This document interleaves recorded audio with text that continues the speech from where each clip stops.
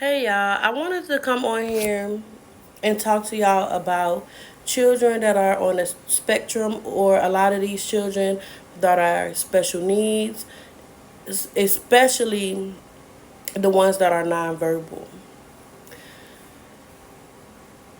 A few disclaimers.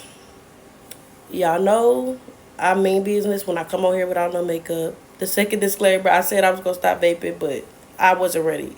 I was not ready. Okay, so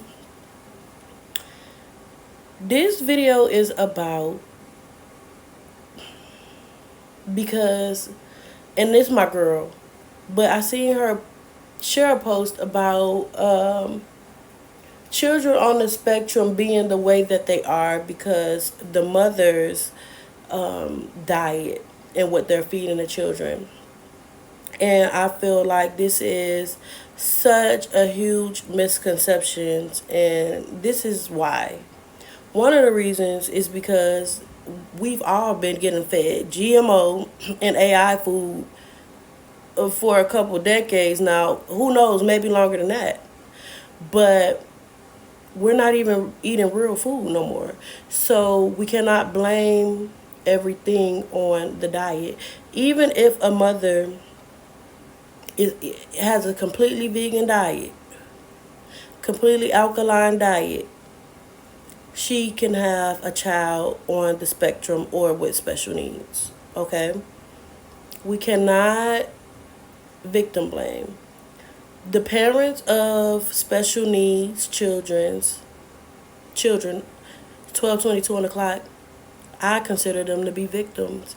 You have to watch your child, what we consider to be suffering, for the rest of their life. When you have a child, you expect to take care of them for 18, 21 years, get them through college, and then they have a life of their own. And then when you get old, they take care of you. That is not the case with the parents of these children. They have to literally be the caretaker of these children for the entirety of their lives.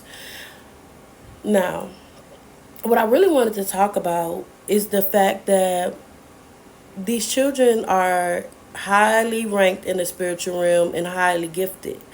And this is the reason why when they came in human form, their vessel didn't react properly to the spirit that is embodying the vessel, because it is too big, it is too strong, the frequency is too high for this dense, low vibrational vessel and realm dimension that we are inhabiting at this time. Now, I have an autistic brother who's on the spectrum. He's going to be 22 years old this year, and he's nonverbal. His motor skills are so bad, because he's also epileptic, that he can't even sign. So he has no means of communication with his family. Now he makes grunts and certain sounds. He can point. He could go to the kitchen, open the refrigerator, and let you know, baby, it's time for me to eat.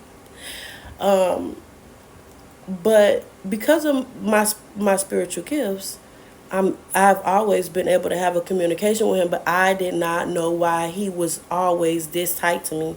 And I live in New Orleans. My dad, who is the caretaker of my brother, lives in Texas. No matter how many years pass and I go down there, baby, he all over me like white on rice, baby. And this is why.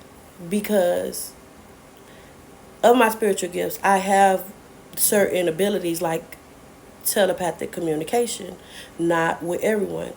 But he has, I remember a couple years ago when I got really deep into my journey, and I remember, looking my brother in his eyes, just wondering, what are you experiencing? And I looked at him, and he literally, on the soul level, started communicating with me like, girl, don't worry about me, I'm all right. He explained to me the reason why he incarnated the way he did, because of the kind of spirit. And many of these children are star seeds and indigo children. And he explained to me, baby, I was just here to bring the love back and the unity back into the family. There was a lot of stuff going on around the time that he was conceived, and he really did that. He really made us a stronger unit as a family. He made us realize, how limitless love was, and he changed our lives in a lot of ways. Even as kids, you make fun of special needs kids as kids, and then having a brother like that, we stopped doing that. He changed our lives for the better for the rest of our lives. And with parents who love their children, it can seem like a curse sometimes because we feel like, well, we just want our child to have a regular life. But for them, it's very much peaceful. Is very much, more than they can ask for. Human interaction is draining, and they're so empathic. That's literally why they don't really like to socialize and communicate. See, when doctors explain it, they explain it on a psychological. So when doctors explain it, they're doing it on a psychological or a mental level, but on a spiritual level, they have a mission and they are doing everything that they came to do. It's a whole different kind of love that they bring out of you.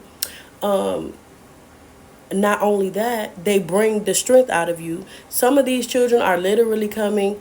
They chose this parent who was going through whatever they were going through, and they came to evolve you. Now, some of these children, because of their disabilities, they don't even make it to live a full lifetime, but they completed the mission that they came for. And these children definitely want you to know that they're not suffering, okay? They're highly advanced. They're raising the frequency. They're changing the way that we look at everything. We look at the world, the way we perceive love, the way that we interact with each other.